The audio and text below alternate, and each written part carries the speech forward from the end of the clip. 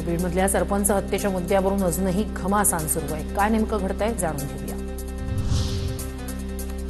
जितेंद्र आव्हाड यांच्या घरावर गोपनीय पोलिसांची नजर। पत्रकार परिषद सुरू असताना पोलिसांनी घरात शिरून शूटिंग केल्याचा आरोप। नेत्यावर लक्ष ठेवण्यापेक्षा कराडसारख्या आरोपीवर लक्ष ठेवा, आव्हाड संतापले।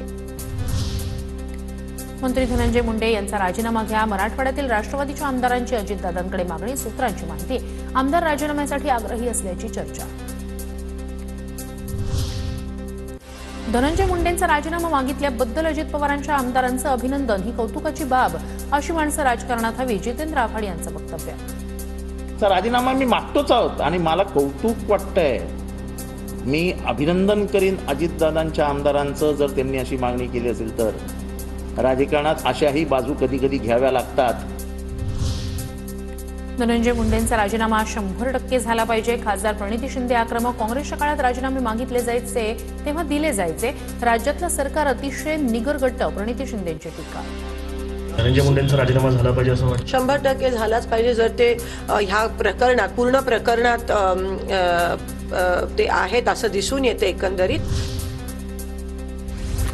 अजित पवारांना अडकवण्याचा वाल्मिक कराडचा प्लॅन असावा। कराड पोलीस स्टेशनला आलेल्या गाडीवरून खासदार बजरंग सोनवणे यांचा पुन्हा निशाणा। गाडी मालक आरोपींना मदत करत असल्याचाही आरोप। आणि ह्या फोटोमध्ये आहे, हे फोटो आहे माझ्याकडे। मी विनाकारण आरोप कुणावर करत नाहीये। माझ्याकडे काही पुरावा नसला तर मी बोलत नाहीये।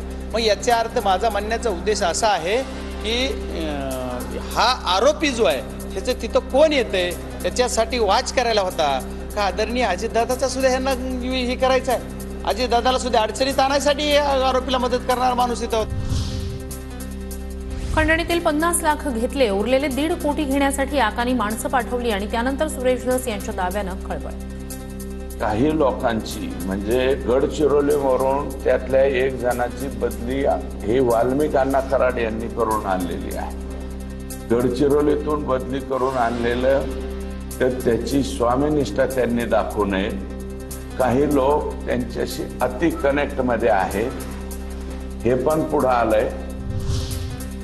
वाल्मिक कराडला केज कोर्टाचा दणका। कोठडीत 24 तास मदतनीस देण्याची मागणी फेटाळली। आपल्याला स्लीप ॲपनिया नावाचा आजार असल्याचं सांगत खासगी व्यक्तीकडून वैद्यकीय सुविधा पुरवण्याची कराडची मागणी।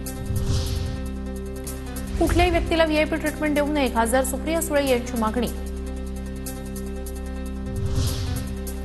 अजित पवारांच्या राष्ट्रवादीचे आमदार प्रकाश सोळंके यांनी घेतली संतोष देशमुख कुटुंबियांची भेट। सोळंकेंच्या माध्यमातून 3 तालुक्यांमधून मदत फेरीद्वारे देशमुख कुटुंबियांना 44,13,000चा निधी।